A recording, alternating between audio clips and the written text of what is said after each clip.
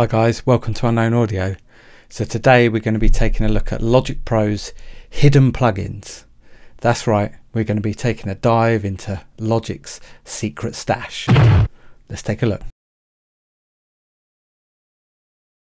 Okay, so before I start this video, I probably should premise it by saying that some of you are more than likely already familiar with these plugins. Some of you, if you haven't already guessed, I might be a little bit disappointed when I reveal what these hidden plugins are. So for those of you that feel that way, I do apologise. However, I think there are some people to whom this is going to be somewhat of a revelation, especially those that are new to Logic. And for those people, I think it's quite a worthwhile video. I'm also going to be revealing somewhat of a secret weapon of mine when it comes to sound design. So hopefully you'll forgive the somewhat clickbaity title. So these plugins are the legacy plugins, which are the now sort of defunct plugins that have been superseded or just kind of dropped from their normal raft of plugins. Where we'd normally add a plugin in the normal way, they're not visible in this drop down menu. Now to access them, what we need to do is hold down the Alt button or the Option button, and now when we click we get this legacy folder or sub menu, and in there we have quite a lot of different plugins. So there's one just there, I didn't mean to add that, but there we go. So we've got reverb, we have a bass amp designer, we've got a de-esser, we've got a denoiser,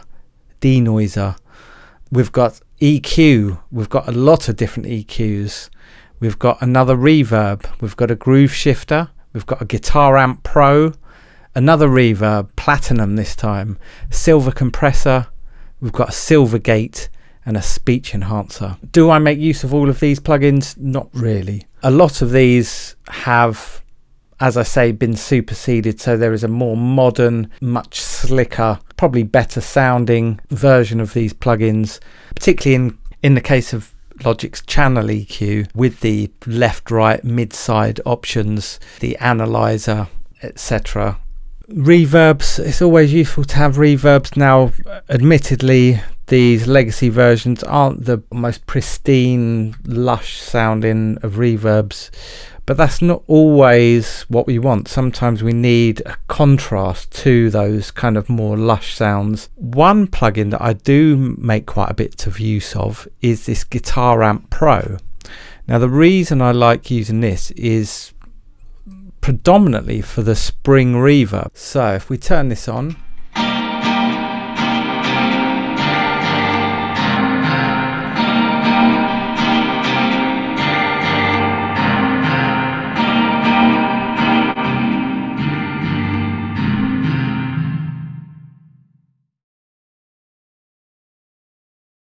so my secret weapon is the denoiser.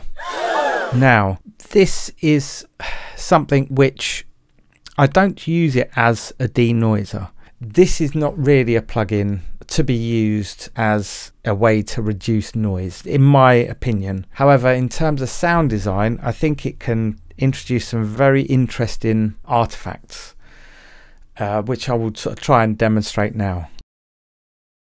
Life kind of got in the way a little bit, so I'm back with this video. So to demonstrate my secret weapon, the denoiser, I've put together this short track, very simple. I just did this earlier today, and I'm just going to demonstrate how I kind of use this denoiser. So I'm using Alchemy here. I'm just using one of the presets, the Morphing Toy Bell. So it's an arpeggiated chord thing, very simple pattern.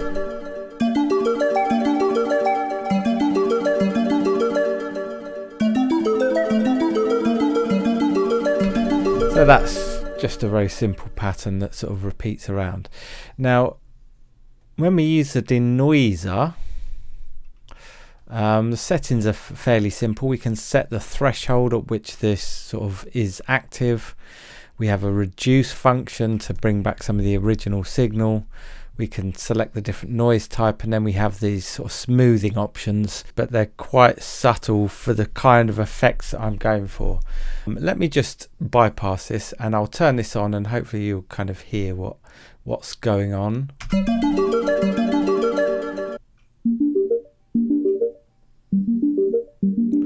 So we're reducing an awful lot of the frequencies. Now, depending on the source that you're feeding this, that works good. Will affect how it works. Also, where we set the noise type. Sometimes I find you can get some quite interesting sparkly, twinkly, but somehow underwater artifacts. So it's quite a difference. We're losing a lot of the high end. Let me just try some of the different noise types.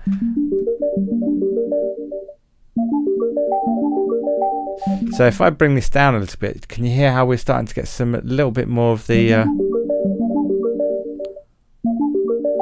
those sort of artifacts that I was talking about?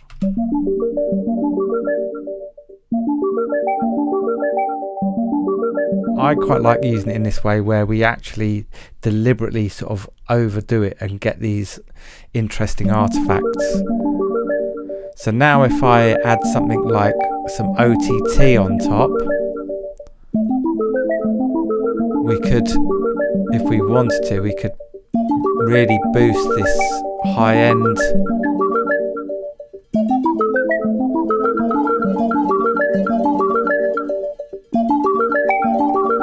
And we could really bring out some of those interesting artifacts. Now, I don't want this too bright, so I'm going to bring this back down. That's interesting, I like that. Now if we put some supermassive on here, we'll just bring back some of that kind of more professional polished sound, if you know what I mean. A bit of EQ. Now one thing I was playing with as well was using a pitch monster, pitching it up 24 semitones and just bringing in a very small amount of the wet amount with a sort of a grainy, kind of a granular sort of thing going on, which is quite nice, but I actually quite like it without. So that was the kind of starting idea anyway.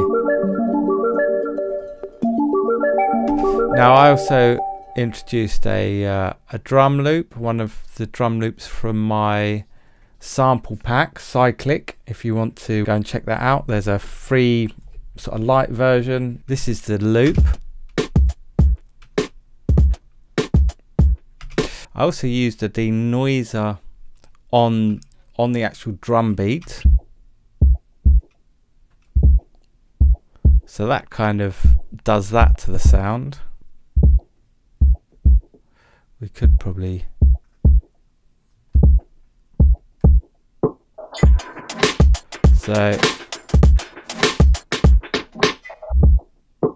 you can see or hear how this is sort of affecting the input signal. The other thing that I'm using is a spectral gate, and that gave us this sound here. Now I've put some extra processing on here, EQing it, getting rid of some of the lows, and that particularly harsh ringy sound I reduced a little bit. I'm putting some rift feedback light on here, gives us some nice space and sort of resonance, some delay. So we've got more of a consistent rhythm, and then the tremolo to just kind of keep that on an 8th note pulse.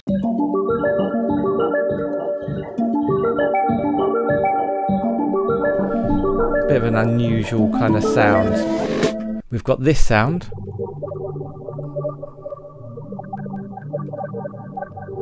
So what I did with this is I basically took the morphing toy bell, I increased the mix and the feedback of the reverb, and then I bounced that out, pitched this down 12 semitones, so that gave us this. But then what I did is I added the denoiser back onto here, and I think you can hear these kind of interesting sort of glitchy kind of artifacts that this denoiser gives us. More supermassive on there to kind of smooth it back out again, hopefully give us some kind of not quite glittery but kind of weird ambient kind of twinkly sounds, but kind of quite enclosed, a bit underwater sounding. Then I'm using a pitch shifter, which I'm using in the dual mono mode, so left and right I've got them pitched up 12 semitones on both. I've got the scents pitched down on one, up on the other, and then we've got the mix at various different locations. Sorry, someone wants to come and say hello. Say hello, Jakey. Hello. Hello, mate. Sorry, am I ignoring you? Sorry, I'm trying to get this video done, mate. You sit there for a minute. So that gives quite a nice depth to the sound, I think. Say hello, buddy. Hello.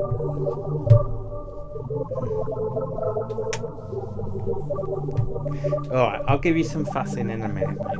Go on, buddy. Go on. Alright. To my ears, that's much more interesting. I do want to show you a couple of other things. So we've got this interesting drum part here, which is essentially just the same drum loop, but I'm using this gold verb. Again, this is one of the legacy reverbs. And this can give us some quite interesting sounds. So here we have a slider that gives us a blend, a balance between reverb and ER, which means early reflections.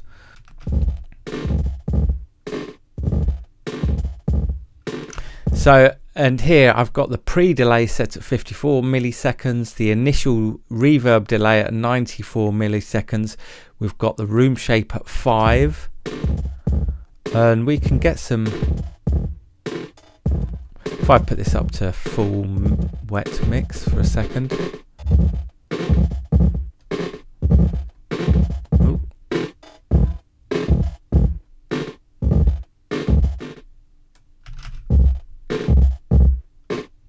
Gives us some quite interesting sounds. We can use it more as a standard reverb, very boomy reverb.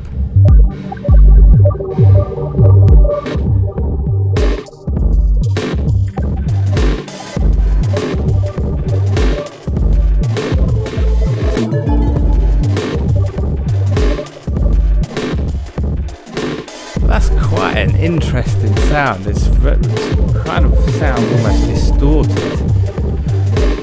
I mean, I'm slamming the compressor a little bit, I think. Oh yeah, okay, there we go. That's probably why it sounds so distorted. Let's ease off on that a little bit, shall we? There we go, that's a bit cleaner. I don't mind the distortion, it was a bit much though, but it's a real interesting kind of different drum sounds. You know, using these plugins in perhaps not the way that you would normally expect to use them can yield some quite interesting results. The other thing that I should point out that I'm using here is I'm using the bass amp, which again is one of the legacy plugins. The 808 synth that I'm using is this Iota Mini, which is a free plugin from Angelic Vibes. Quite a nice sounding 808. So I'm just on the default preset. I've boosted the distortion up a bit and I've brought the release down. That sounds like a decent 808. Now if I add this bass amp on here, really warms it up and gives it a nice character, I think. So I'm using the DI Deep Top Class, and yeah, there's the settings. So you've got, you know, bass control, a mid control, the mid frequency, the treble, you know, input output kind of thing.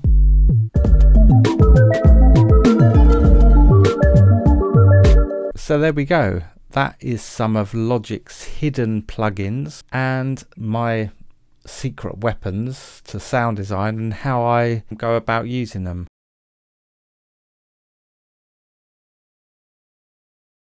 So what I might just do is show you some other examples from some existing projects that are a bit more finished than this one. So here's another one of my projects that's a little bit more developed than the last example I just played you. This one again, I used the same denoiser kind of technique. This time it was on a little acoustic guitar part that I wrote and recorded in.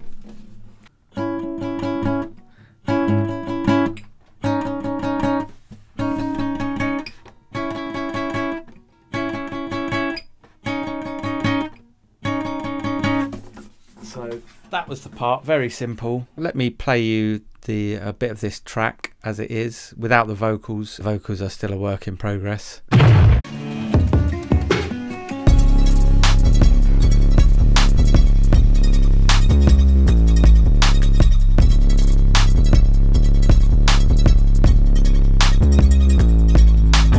So, I don't know whether you would have spotted it, but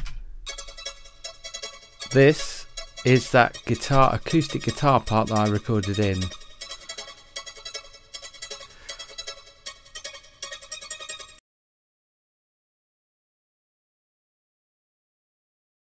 Okay, so now I'm going to play you a track called Rise Up, which is on my new album, which is out now. It's called Recluse, and the artist name is Subz. I'll just play you a little sneak preview.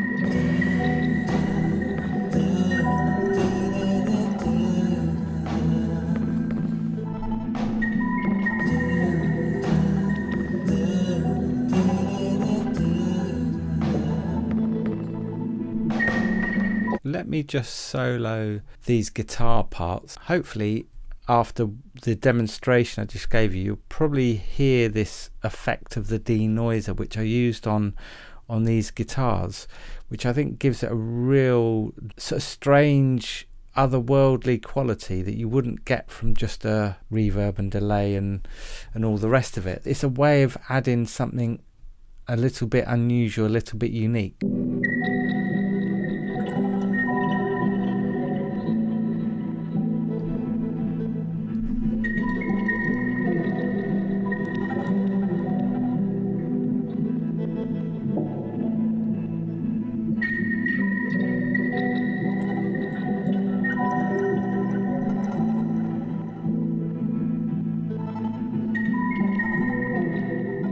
There we go. That is Logic's hidden plugins, the legacy plugins, my secret weapon, sound design weapon. Hopefully you've taken something from that. Maybe you have been a little bit inspired to go and use these plugins that they're kind of hidden and they're of an era, a bygone era, even though they're probably not that old, but it doesn't mean that they're defunct and that they can't still be used and they can't still be useful. Some very useful plugins, and if you didn't know about them, hopefully you find this video a little bit enlightening and give you some more plugins to play with, which you know, it's never a bad thing. Thanks for joining me for that one. It's been a pleasure to spend some time with you again. We don't do it often enough. I know that's my fault. I hope to see you again real soon. And if you want to go and check out my album Recluse, I'll put a link below. Peace out.